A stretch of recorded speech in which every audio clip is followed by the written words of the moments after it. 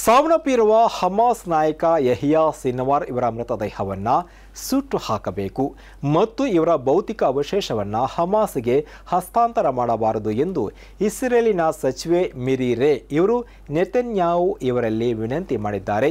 ಕೆಲವು ಗೃಹಗಳನ್ನು ಯಾವ ಕಾರಣಕ್ಕೂ ನಾವು ಹಸ್ತಾಂತರ ಮಾಡಬಾರದು ಎಂದು ಅವರು ತಮ್ಮ ಹೇಳಿಕೆಯನ್ನು ಸಮರ್ಥಿಸಿಕೊಂಡಿದ್ದಾರೆ. ಸಿನ್ವಾರ್ ಇವರನ್ನು ಹುತಾತ್ಮ ಮಾಡುವುದರಿಂದ ತಡೆಯುವುದಕ್ಕಾಗಿ ಇವರ ಮೃತದೇಹದ ಅವಶೇಷವನ್ನು ಹಮಾಸ್ಗೆ ಹಸ್ತಾಂತರ ಮಾಡಬಾರದು. ಈ ಹಿಂದೆ ಬಿನ್ ಲಾಡೆನ್ ದೇಹವನ್ನು ಅಮೆರಿಕ ಹಸ್ತಾಂತರ ಮಾಡಿಲ್ಲ ಎಂದು ಇವರು ವಾದಿಸಿದ್ದಾರೆ.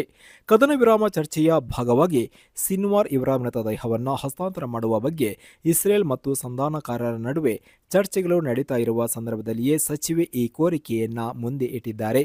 ಇದೇ ವೇಳೆ ಸಿನ್ವಾರ್ ಮೃತದೇಹವನ್ನು ಹಸ್ತಾಂತರ ಮಾಡುವುದಕ್ಕಾಗಿ ಇಸ್ರೇಲ್ ನಿರಾಕರಣೆ ಮಾಡಿರುವುದಾಗಿಯೂ ವರದಿಯಾಗಿದೆ. ಈ ಬಗ್ಗೆ ಹಮಾಸ್ ತನ್ನ ಆಗ್ರಹವನ್ನು ಮುಂದಿಟ್ಟಿತ್ತು.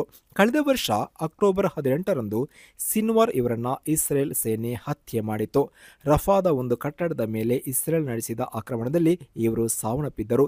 2023ರ ಅಕ್ಟೋಬರ್ 7ರಂದು ಇಸ್ರೇಲ್ ವಿರುದ್ಧ ಹಮಾಸ್ ನಡೆಸಿದ ದಾಳಿಯ ಸೂತ್ರಧಾರನಾಗಿ ಸಿನ್ವಾರ್ ಗುರುತಿಸಿಕೊಂಡಿದ್ದಾರೆ.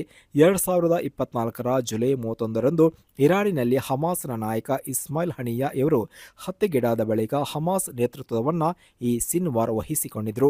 ಮರಣದ ಕೊನೆಯ ಸಮಯದಲ್ಲೂ ಇವರು ಇಸ್ರೇಲ್ ವಿರುದ್ಧ ಪ್ರತಿರೋಧವನ್ನು ತೋರಿಸಿದ್ದರು. ಇಸ್ರೇಲ್ ದಾಳಿಯಲ್ಲಿ ಒಂದು ಕೈಯನ್ನು ಕಳೆದುಕೊಂಡು ಮರಣಕ್ಕೆ ಹತ್ತಿರವಾಗಿದ್ದರೂ ಇನ್ನೊಂದು ಕೈಯಲ್ಲಿ ಸೈನಿಕರ ವಿರುದ್ಧ ಆಯುಧವನ್ನು ಎಸೆಯುವ ವಿಡಿಯೋ ವೈರಲ್ ಆಗಿತ್ತು. Bureau report, Sanmarga news.